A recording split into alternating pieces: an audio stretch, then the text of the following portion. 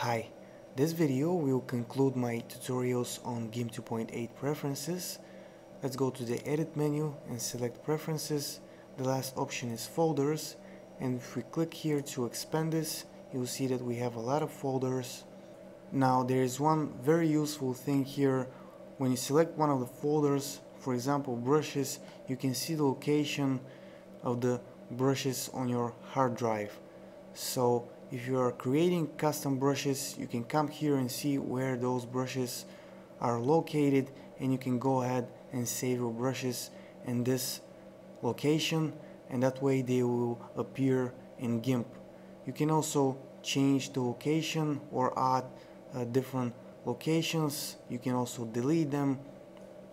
So basically with these options you can tell GIMP where to look for brushes, patterns, gradients, and so on.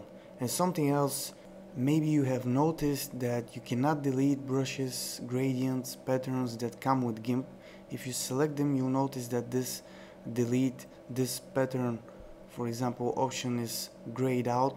You cannot select it, you cannot delete these patterns. So the way to do it is you can go to the location and delete the pattern from there.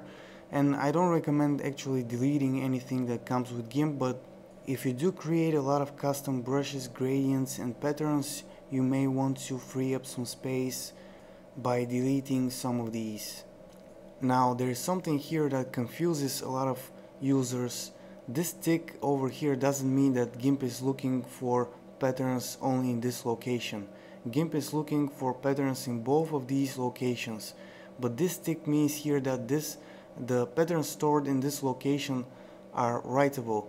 This means that you can delete these patterns, and the one that come with GIMP are actually stored in this location, the one that is not writable, and that's why we cannot delete them. The patterns, brushes and gradients you create in GIMP go in this location, and the one that come with GIMP are stored in here.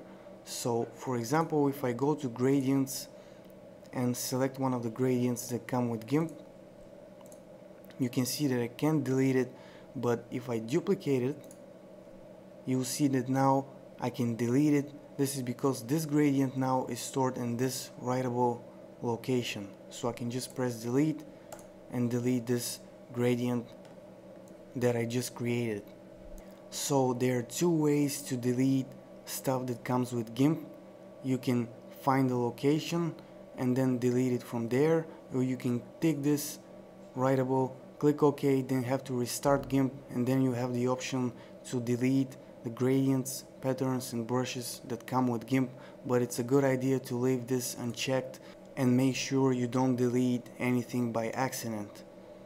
And the rest of the options here are pretty easy to use. You can add a new location, then you can use the file selector to browse for a location. And that's pretty much all for this tutorial. I hope that it was useful. If it was, like the video, leave me a comment.